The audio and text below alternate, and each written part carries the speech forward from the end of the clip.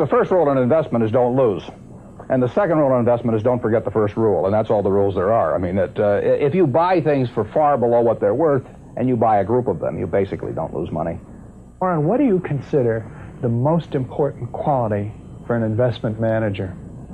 It's a temperamental quality, not an intellectual quality. You don't need tons of IQ in this business. I mean, you have to have enough IQ to get from here to downtown Omaha, but you do not have to be able to play three-dimensional chess or be in the top leagues in terms of bridge playing or something of the sort. You need a stable personality. You need a temperament that neither derives great pleasure from being with the crowd or against the crowd, because this is not a business where you take polls. It's a business where you think. And Ben Graham would say that you're not right or wrong because 1,000 people agree with you, and you're not right or wrong because 1,000 people disagree with you. You're right because your facts and your reasoning are right. Warren, what do you do that's different than 90% of the money managers who are in the market? Certainly most of the professional investors focus on what the stock is likely to do in the next year or two, and they have all kinds of arcane methods of approaching that, but they do not really think of themselves as owning a piece of a business. The real test of whether you're investing from a value standpoint or not is whether you care whether the stock market is open tomorrow. If you're making a good investment in a security, it shouldn't bother you if they close down the stock market for 5 years. All the ticker tells me is the price. Yeah. And I can look at the price occasionally to see whether the price is outlandishly cheap or outlandishly high. But prices don't tell me anything about a business. Business figures themselves tell me something about a business, but the price of a stock doesn't tell me anything about a business. I would rather value a stock or a business first and not even know the price, so that I'm not influenced by the price in establishing my valuation, and then look at the price later to see whether it's way out of line with what my value is. So Buffett chose to stay in this world, Omaha, Nebraska, where corn grows just minutes from downtown. Now, Omaha is a nice town, but nobody claims it's a world financial center.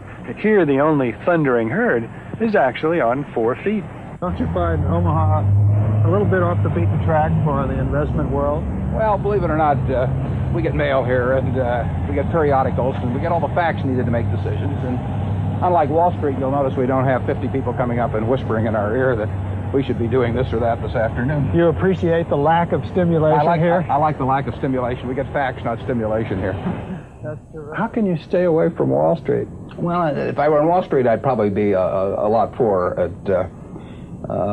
You get overstimulated in Wall Street, and you hear lots of things, and you may shorten your focus, and a short focus is not conducive to long profits.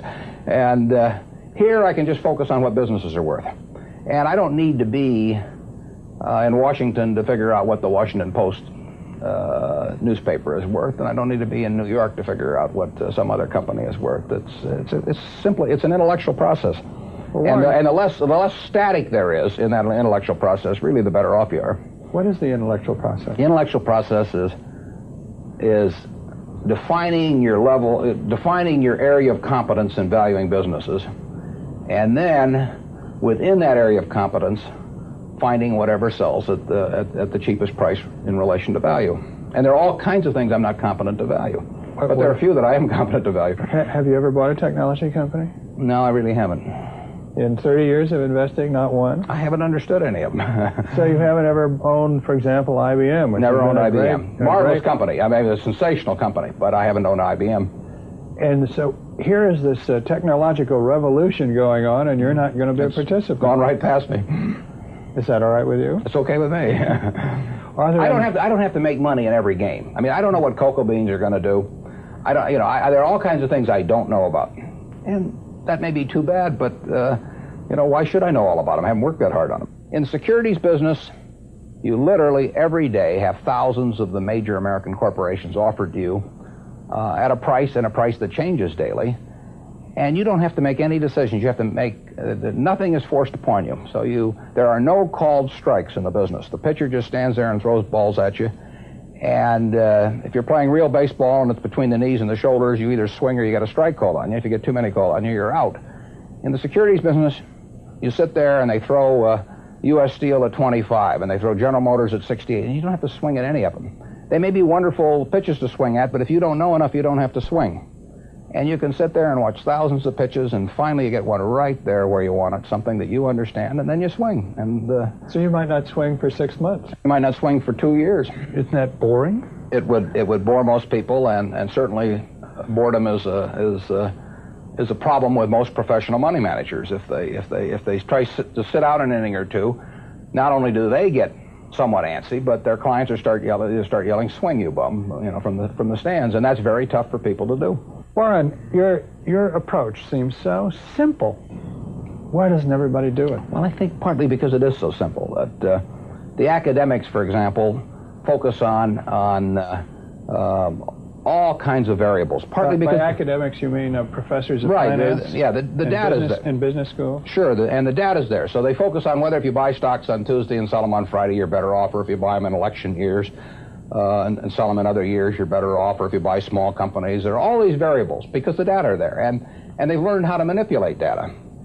And as a friend of mine says, to a man with a hammer, everything looks like a nail. And once you have these skills, you just are dying to utilize them in some way, but they aren't important. If I were being asked to participate in a business opportunity, would it make any difference to me whether I bought it on a Tuesday or a Saturday or an election year or something? It's not what a businessman thinks about in buying businesses. So why think about it when buying stocks? Because stocks are just pieces of businesses.